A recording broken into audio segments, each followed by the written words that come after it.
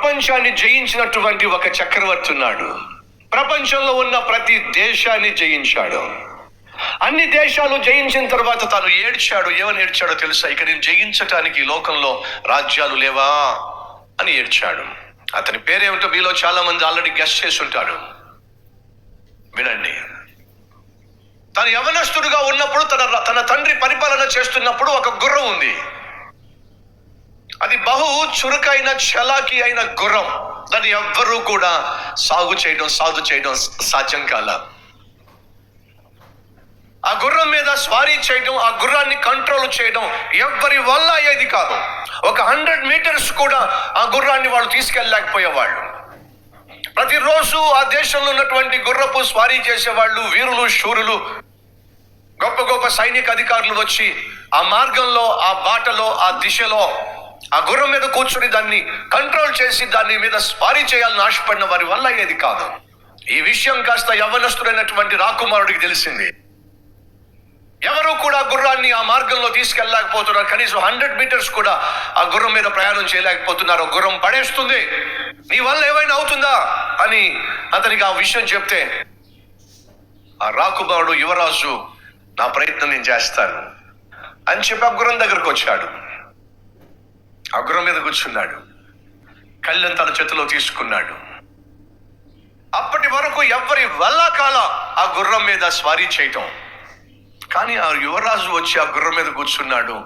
చలాకీగా ఆ గుర్రం మీద గంతులు వేయిస్తూ దాని మీద స్వారీ చేస్తూ ముందుకు సాగిపోయాడు. ఎవరికి అర్థం కాల.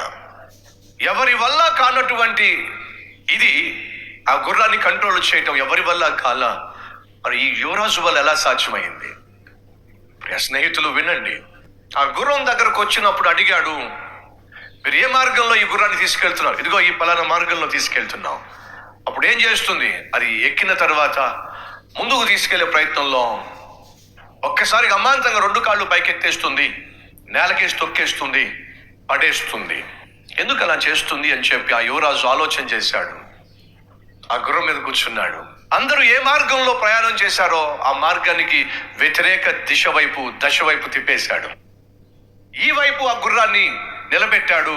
ఆ గుర్రం మీద కూర్చొని నెమ్మదిగా స్వారీ చేయటం మొదలుపెట్టే గుర్రము అరవదే, గుర్రము కాళ్ళు పైకెత్తదే, గుర్రము పడేదే, ప్రశాంతంగా వెళ్ళిపోతా ఉంది. ఎప్పటికీ అర్థం కాల. ఆ గుర్రాన్ని స్వాధీనపరుచుకున్న తర్వాత, గుర్రం పైన స్వారీ చేసిన తర్వాత యువరాజు వెనక్కి వస్తే వాళ్ళందరూ చప్పట్లు కొట్టిన తర్వాత అడిగారు, ఎందుకని ఇది ఎవరికి లోబడలా? నీకు అంత త్వరగా లోబడిపోయింది, కారణం ఏమిటి? ఆ చక్రవర్తి చెప్పింది ఏంటో తెలుసా? పిచ్చోళ్ళలాగా ఉన్నాను. దానికి జవాబు చాలా సులభం. ఈ గుర్రాన్ని మీరు తోలుతున్నప్పుడు సూర్యుడు ఆ గుర్రం వెనుకున్నాడు. సూర్యుడు ఆ గుర్రం వెనుకున్నప్పుడు ఆ గుర్రం మీద మీరు కూర్చుంటున్నారు. మీ నీడ, గుర్రపు నీడ తన ముందు పడుతుంది. ఆ గుర్రము నడుస్తున్నప్పుడు లేక కదులుతున్నప్పుడు మీరు పైన కదులుతున్నారు, ఆ గుర్రపు నీడ పైన కదులుతుంది. కాబట్టి అది భయపడిపోయి ఏం చేస్తుంది?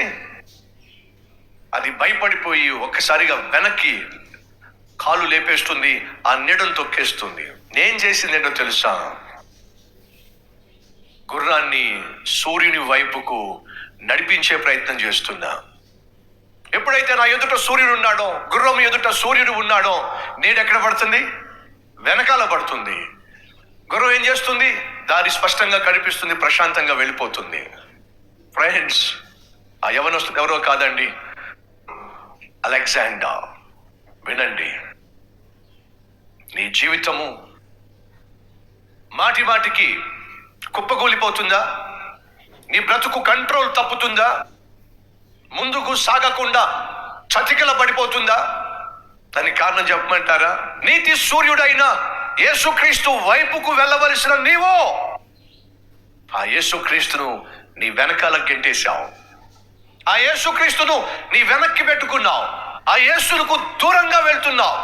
ఆ యేసును వెనక పెట్టి నువ్వు దూరంగా వెళ్తున్నావు. కాబట్టి నీ జీవితంలో అన్ని ఆటంకాలే, అన్ని అభ్యంతరాలే, అన్ని ఓటములే. నీ జీవితంలో విజయం సాధించాలన్నా, నిన్ను నీవు అదుపులో పెట్టుకోవాలన్నా, నువ్వు అనుకున్నది సాధించాలనుకున్నా, విజయాన్ని పొందుకోవాలనుకుంటున్నా, నీకు ఉన్న ఒకే ఒక్క ఫార్ములా, నువ్వు నా ప్రభు అయిన యేసుక్రీస్తు వైపుకు నడవడం. యేసుక్రీస్తును చూస్తూ యేసుక్రీస్తు వైపుకు వెళ్ళినట్లయితే అదే నీ జీవితంలో విజయాన్ని ఇస్తుంది.